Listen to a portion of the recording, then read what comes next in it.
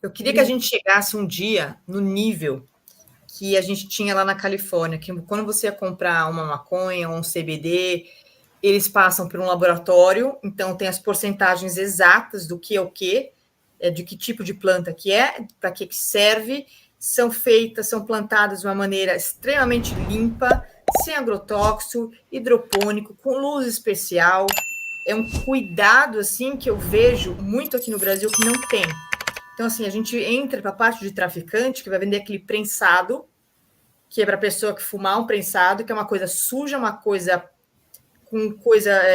Não estou falando nem só de agrotóxico, é uma coisa muito mais suja do que. E não vai ter benefício nenhum. Daí você vai para a área totalmente diferente da área medicinal. Eu acho que quando você vai para a área medicinal, você consegue segurar um pouco mais a limpeza e a qualidade do que você está usando.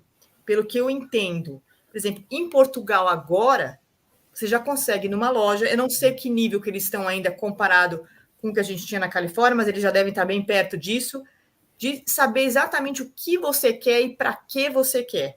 Eu lembro que a gente tinha médicos lá que faziam um exame do pH.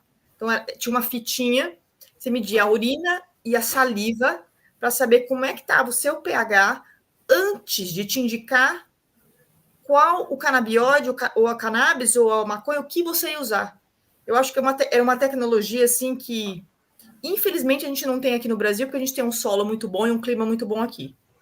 Mas eu queria que o doutor explicasse um pouquinho do THC, porque o THC é uma coisa também que tem um pouco do tabu, que é o THC que vai deixar a pessoa doidona, mas também é o THC que vai melhorar uma inflamação. Eu, por exemplo, eu lembro que eu tomava um pouco de THC e ia para a fisioterapia.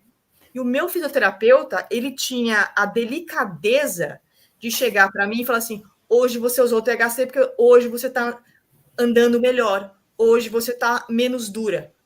E ele conseguia ver isso. Eu queria que a doutora explicasse um pouco sobre o THC.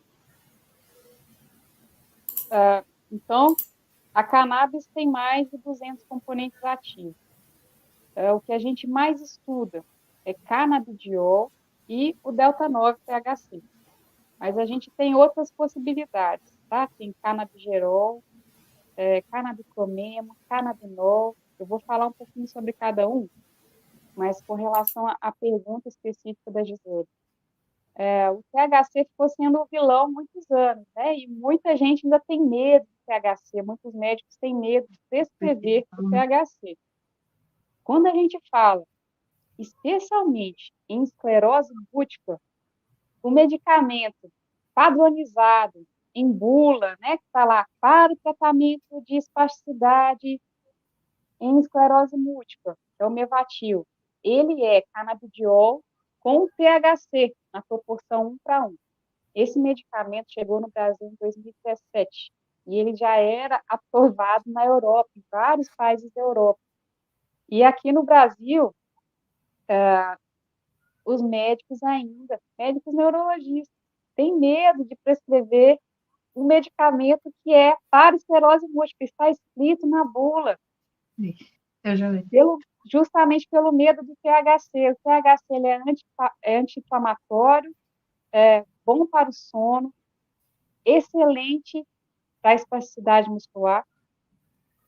Em doses baixas, ele pode reduzir a ansiedade, pode abrir o apetite, por exemplo, um paciente que tem muita náusea, um paciente que está em tratamento de câncer, está fazendo algum tipo de quimioterapia, né? Ou precisa ganhar peso, não tá tendo apetite. O THC é muito bom para isso. Só que a gente tem que saber usar ele com sabedoria e dentro da tolerância de cada paciente. Não adianta pegar a receita e replicar isso para todos os pacientes. É caso a caso, tem que conhecer o seu metabolismo para poder chegar na dose certa para você. Tem pacientes meus que eu sei que se beneficiariam muito de doses mais altas de THC, mas quando chega num nível que ele começa a ter alguns efeitos colaterais que podem ser desconfortáveis, a gente tem que estacionar ali e adotar outras estratégias. Efeitos colaterais do THC, né, que eu vejo com meus pacientes, às vezes pode dar um pouco de sonolência durante o dia, pode abaixar a pressão. As mulheres são muito sensíveis ao THC por conta dessa questão da pressão, pode dar um pouquinho de tontura. Então, a gente vai subindo devagarzinho, eu vou vendo com o paciente, teve efeito colateral? Não teve. Tem espasticidade ainda? Tem. Vamos aumentar mais uma dosinha? Aí faz a avaliação novamente. É o ritmo de cada um, é o tempo de cada um. Mas quando você faz, trazendo consciência, é o que a Gisele falou, toma umas gotinhas para ir para a fisioterapia.